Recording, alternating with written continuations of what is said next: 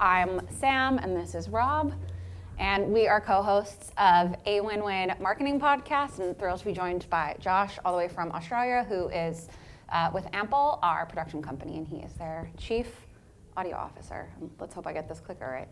Okay, great. So today's session, we're going to talk about tips, learnings, lessons for anyone interested in launching their own B2B marketing podcast, whether it's, or any podcast in general. I think these are very applicable learnings, whether it's a passion project, a consumer podcast, or a business podcast. So first, we'll give you a bit of insight into why we created Awin-Win Marketing Podcast. Then we'll talk you through those 5 learnings and questions from the audience. But I'm sure Josh, Rob would agree. As we go, if you have questions, feel free to raise your hand, interrupt us. We want this to be as interactive and collaborative as possible. We were running a podcast for about 5 years in total now. We were doing a podcast. I don't know how many of you listen to the Awin podcast at the moment. This is going to be humiliating, isn't it? Because there's one, two. Oh, actually, great. I've listened to it. I think we can actually say that's the majority of the audience. But we started off Awin Talks about 5-6 years ago. At the time, I mean, the real formation or gestation of doing the podcast came out of the fact that I just love podcasts. I've been kind of listening to them for like 10, 12 years now. And I just noticed that there didn't seem to be anything in the affiliate world, at least from like networks and platform perspective, that kind of was using that medium to talk about trends within the industry. And I thought that's a great way to reach people that maybe not many others are doing. So we found a guy in the IT team who was actually quite good with AV stuff, and he set us up in the office, and we would just randomly get people from across the industry to come in and interview. And we just do one-to-one interviews talking about the latest trends and what was interesting about their particular company. So we did that for about 5 years, built it up organically from there. And we got to a point where it was about kind of, about 300 listens an episode on average. Per episode, yeah. And so it was doing relatively well, but we felt like we either do this properly or we don't do it at all. It's like a lot of effort still to do the interviews, guest sourcing, editing, kind of putting it out, promotion. And so we decided subsequently to, if you go to the next slide, to bring Josh on board through Ampel. So Josh had previously been working with Commission Factory, our sister company out in Australia, done a podcast which was called, what was that Flex Your Hustle. Flex Your Hustle, thank you. Yeah.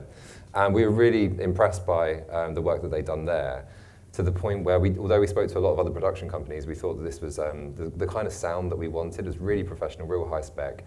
And we just decided that actually let's get Ampel in to reconfigure what the strategy looks like, because at the moment it's quite ad hoc, it's quite grassroots. We just randomly speak to people in the industry.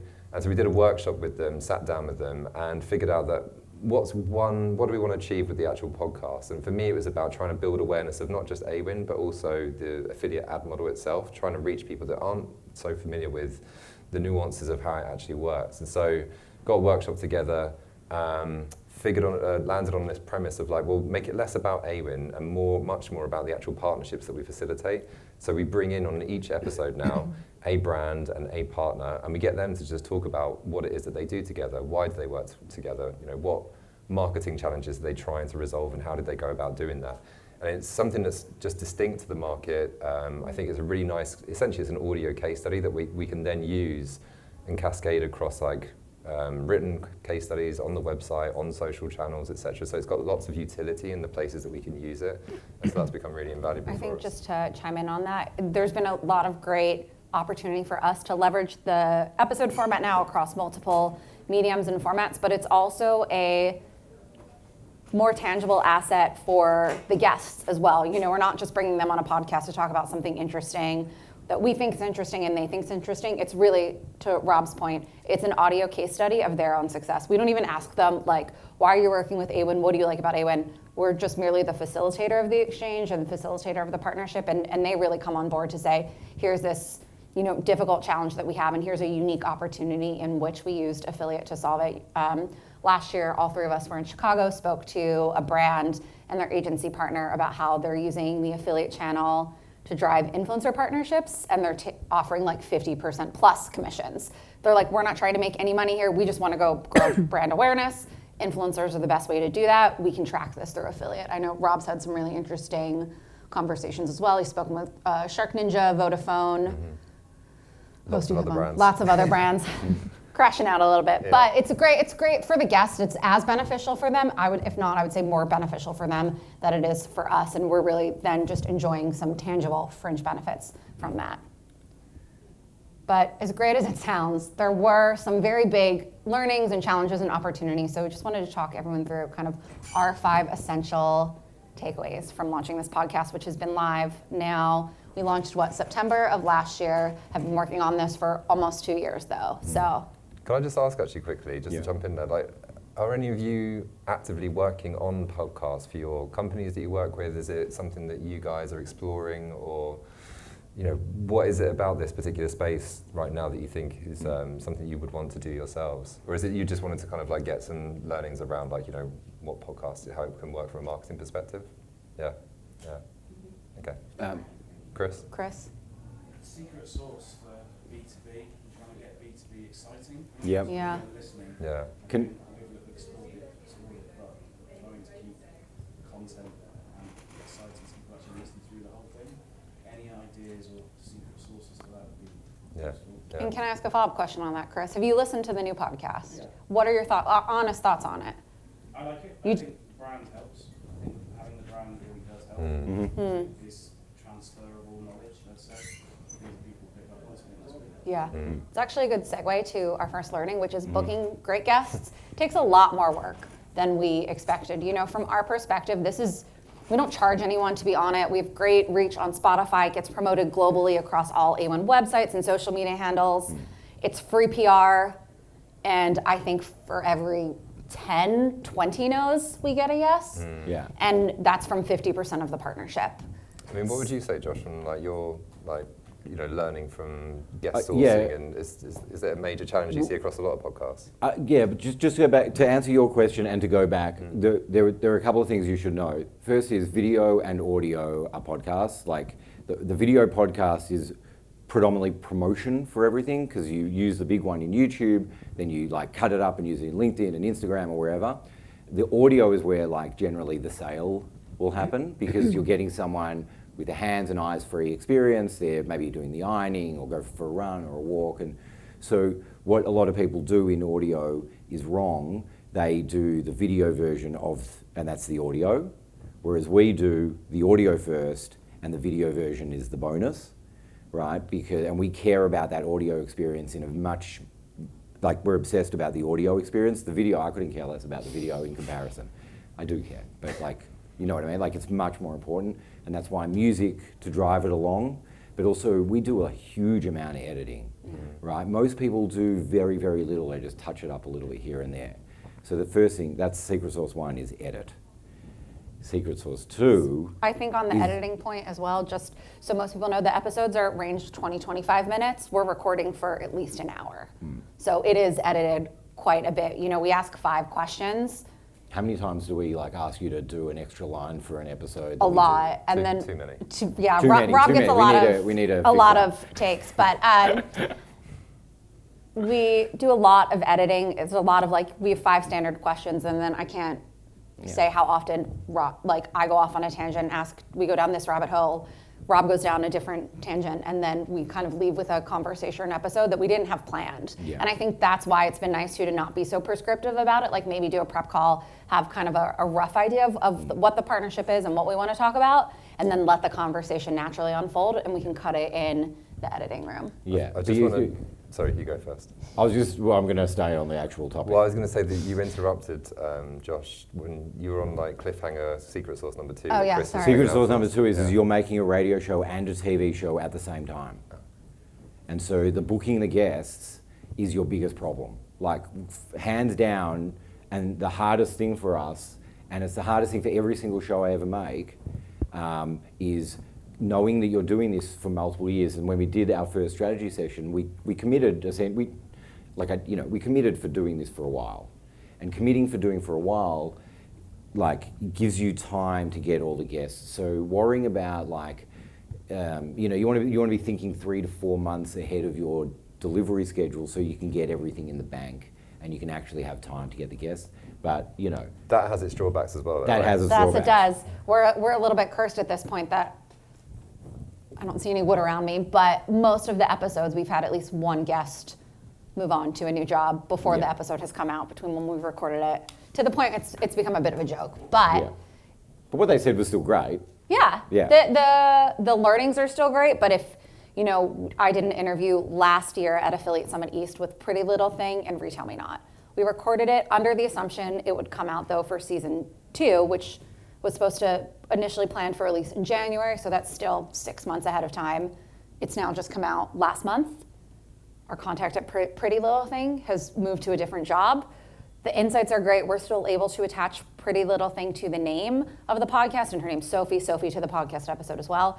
But we do lose some of that brand buy-in, for instance, to get them to potentially share it on their own social channels and cross-promote it on that end as well. Yeah, whereas from my perspective as a producer of that doesn't I don't impact think him. about that. He's not as upset about it as we Yeah. are. Oh yeah. So this is probably our other biggest learning, kind of kicking on from guests, is just how challenging scheduling is. I think regardless of if all of your guests are in the same location, or if you're like me living in the States where the geography is so massive that it's nearly impossible to try and bring everyone together to record. Yeah, that's been I'm at a massive advantage, I think, in the fact that based in London, in the UK, most of my guests are going to be in that vicinity as well. And so it's not a massive deal from a scheduling perspective to say to them, let's lock in this date 3 weeks out, go to the studio together, spend 2-3 hours there together, do the interview, and then we've got what we need. Whereas obviously from Sam's perspective, you've got somebody that you might be interviewing who's based in New York, and then somebody else in LA, and trying to schedule that as an in-person thing is impossible. And I think that she loses out a little bit there, because there's nothing quite like having people in the room with you to just pick up on those those visual cues and to build that natural rapport. And it's always, this must be kind of like a growing trend, obviously within podcasting more generally, particularly going into lockdown and out the other side of that. It changed the dynamics of an acceptability, I think, of remote recording. It did, and we do remote recording, but even if we're doing, my preference would always be that the hosts are always in a studio.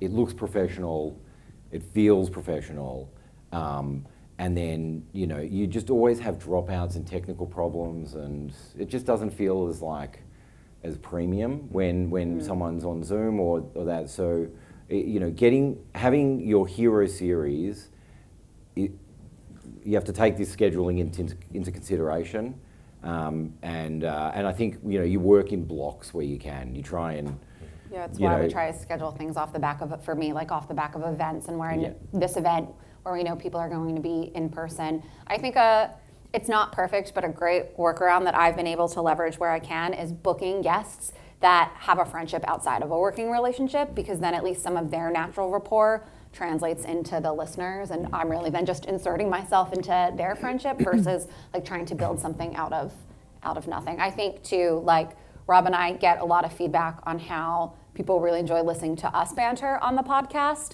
and we're doing that. He's in London, I'm in Baltimore, so I'm in the States, but because we have a good working relationship and personal friendship, I think that translates to the audio as well. So it's not great, but it is a better, when these scheduling challenges come up, a learning for us is who already has a pre-existing relationship outside of work that then we can leverage.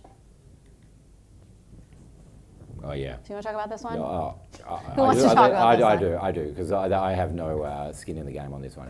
It's such a hassle when your guests don't promote the show, because the guests, we're borrowing each other's audience, right? So so when they don't do it, it's really annoying, because that's kind of that's the contract. If you can do a podcast swap as well, so you can be in each other's feeds, that's something. But because we've got the bigger audience, usually, I don't know, we don't really do that. We could do that. We haven't done it so far yet, but I have a question for the room actually. Chris, I know you might be able to answer this, but so we have provided our guests with a media kit of here's social copy that you can use, here's images, here's links that you can promote. We've done this with, I don't know who's familiar with our Power 100 ranking as well at Awin, so we've done this quite successfully. Most of the publishers featured in that would share it on social. I don't think we've had any podcast guest use the promo pack. Maybe Gen 3 Moonpool's the most recent one. But I'd be curious to know, if you were to be a guest on the podcast, what would be the easiest, what do you want from us? if you were a guest on a podcast, like what do you want to have to then feel like it's easy that you can share it on your own socials, whether it's personal or company. I don't know if anyone has any opinions on that. You know, What do your pack look like? some suggested social copy and then images to share on your LinkedIn. We provide links. We're trying to get a bit better at using the video. So the video clips are obviously the most valuable, like rich media that we're getting off the back of the recordings. And so what we did most recently with the Moonpool Gen 3 partnership that we had, we clipped up like a series of, usually it would be kind of like maybe just about 60 seconds roughly that we'd use for social promotion. Instead, we took like a whole bunch of clips and it probably amounted to about 2-3 minutes or so. So it's longer than what you would expect for a feed on social and the kind of attention scarcity that you have obviously within that particular environment. But it felt like a richer asset to then actually tell the story of what happened in that conversation. It included a few really nice excerpts. And that seems to have been something that they've relished kind of using themselves and looking to kind of circulate. So I think maybe going forwards, that's a better approach. But trying to get them, like trying to capitalize on all of that video that you're capturing, like Josh mentioned, audio first, video secondary, but definitely where you can, like, you know, you definitely want to maximize on that. I think too, there's probably a big difference between what like a company account will share and what the individual guest wants to share. I think where we've actually seen the most success of getting our individual guests to share is we all take a picture together. And then they can post on it right away and share it or reshare it. So, I didn't know if you have any thoughts on that though. We also still struggle when we have some speakers come on board and stuff like that. The similar sort of thing where it's like, you wouldn't mind just sharing a bit of content. It's crickets for a little bit. But the things I've seen previously is either exactly that, make it really easy, 2 clicks done, do it, if you do it straight away, or if you put more skin in the game. Or actually, if you're either going through EAs or like ask for a very specific scheduled time to do it. So if you wouldn't mind, we are promoting the X session or this track or this topic 4 weeks out from the show. So if you wouldn't mind scheduling, because most companies have some sort of schedule, if you wouldn't mind scheduling it at this time, that's going to get best bang for your buck. And it kind of goes from I'll get to it to I need to have done it by this time, otherwise I'm going to miss. So something that I've seen work. You guys are making all of our segues way too easy on this deck, because a big learning for us too is internal and external alignment is crucial. But when we say internal and external alignment, oftentimes that's Rob and I aligning with Josh and B, who is our producer, on what timings work for us. You know, we obviously are a big corporate machine basically, and so where we maybe need a bit more runway than they do, or vice versa, they need a bit more adaptability than we're able to provide.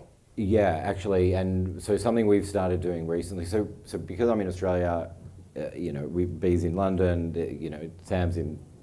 It's a lot of time zones. There's a lot of time zones, right? But the general rule of thumb is if you can get everyone who is doing feedback to be doing the feedback at the exact same time, you are saving everyone hours and hours and hours of feedback, right? And so it's a much better system where you all get on a call even and just watch and listen at the same time and just give your feedback then and there. Most people's feedback when they're by themselves is super critical and really not important. And I don't mean that, it's important to them, but like generally speaking, the audience doesn't care in the same way. And so you can really, when you're all together, you just focus on the important feedback, right? And so I highly recommend that as a way to work. That way you're just reducing all those feedback hours. That's something that we've done a little bit better. That's tried. Trying to do like watch-alongs basically together so that you can do that editing process once and do it well rather than scattered across several different time zones. So and I have with a lot of clients. But also, by the way, when I was any comments I make that are general of nature are general in nature because we do work with other clients. And but the thing I love about the way in which we work together now is that once you've started working long enough together, I've got this relationship with Sam and Rob that's friendly and jovial, but Sam speak and Rob speak very freely to me, and I hear what they're saying because I don't work in a corporate environment. I work in a production company, so it's a different world. So Sam's like, I need this, I need it here. Great, I can do that. And that communication is really important in the internal alignment, that you don't have politeness. Even Rob speaks freely, which is very unusual for I Rob. still say please. He You just still say does. please, Yeah. yeah. But Yeah. that communication to production has to be different than it would be internally. For the record, I do say please too, but And thank you. Yeah, and thank you. And- So Just swears a lot. I love I talking to do you. swear a Stop lot, it. but I'm Come on. American. I mean, we also saw Scott Galloway's Yeah. session this morning. It's an American thing, so. Do you want to kind of go to any like audience Q&A, given that we've only got a few minutes left? What's the last question? We just have one more Okay. first, Oh, yeah. which is just A clear human-centered brand. That's a- which is- make it about the Yeah. guests Yeah. and the people Yeah. and the company second. I think a big lesson we even take on the marketing team is like people buy from people. I mean, that's what affiliate is it's relationship building. People trust people. They want to buy from people.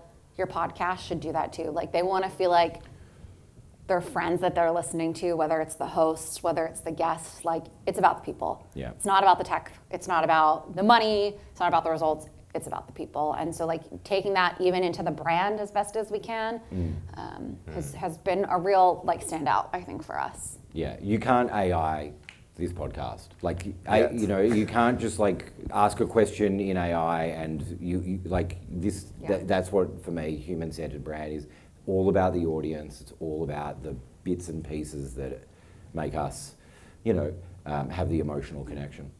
So any final questions from anyone? I don't know. Come on, someone else ask a question. Yeah. I have a question. Yes, Lisa. So Josh, you mentioned that you care less about the video versus the audio side of it. Do you have stats on how many of the listeners currently are watching it versus just listening to it? So we don't have the full episode on video because it is edited so much. Yeah, this is the Right. thing actually about the format is that we have maybe a 2-3 hour conversation, but obviously that then gets massively like constrained down to just 20-25 minutes because you want to make it as punchy as possible. And so if we were to kind of put out the full 3 hours, there would be a lot of me repeating lines and Yeah. saying stuff incorrectly, and it would be one massive bloopers reel essentially. So It's much more like a TV show. We stop, we start, we Yeah. do things again. So, but the answer is no one is watching it on Spotify at all. It's a waste of time putting it up there, right? There's like the top 10 podcasts, and that's it. YouTube is a high percentage of listeners, which is good, but at the same time, the audio version is what we really care about. Right. And people listening on Spotify, and they're listening on Apple Podcasts and Pocket Casts, and pretty much like there are niche people listening there. But the way we upload it, it's available literally everywhere that can take an RSS feed. But a video version is less important, but the promos very important, Yeah. like Got it. crucial. I care about them very much. Right. Yeah. Any other questions? Sorry. You said at the start you'd get, I think it's 120 people that say yes to. I mean, that's probably getting like better. a It's getting guess. better, It is isn't getting it? better. I But think it's that's the thing, right? When we launched it originally, we were saying like, well, once people have heard it, the format, they'll get it, Yeah. and then we'll get their buy-in. And that hasn't quite happened as quickly as I'd hoped. And I think it's getting easier to a degree because people are starting to become familiar with the new premise of what we're doing with the podcast and everything. And obviously, the more it kind of gets out there, the more people are, you're building your awareness, obviously. So, but yeah, I'd say that it's still, it's brands. Brands are so hard to get on because of all the kind of like internal bureaucracy you've got around PR sign-off and approvals, which is the same across any publication, right? I mean, we get it. We are on Awin-Win's marketing team. Like, I understand why their PR team is saying no, but it is frustrating for us. We've kind of like played around with the format a little bit. So originally it was always going to be brand plus partner because that sums up affiliate marketing, obviously. But we've played around with it. So you've got affiliate with maybe a tech partner or an agency, and kind of like working with another tech solution or Yeah. something. And So, then we've got to spotlight the episodes for people that we just can't, we really want, but we just can't get it to work. And then, now we're doing a whole lot of stuff here. And so we've got a little special, there's an episode dropping every day. Yeah. Well, I think that's a good segue because we're about to get kicked out of here. Yeah. So we'll be here all day. We have a podcast studio. I'll be like out in the hall for the next 30 minutes. I think we both will actually. I don't know Yeah, if and you if have to any of you are run. interested in kind of being interviewed, because Being we're obviously catching interviewed or loads, more obviously, questions. do come over and Come speak say to hi. us. Yeah. Thank you. Thank you. Thanks for coming.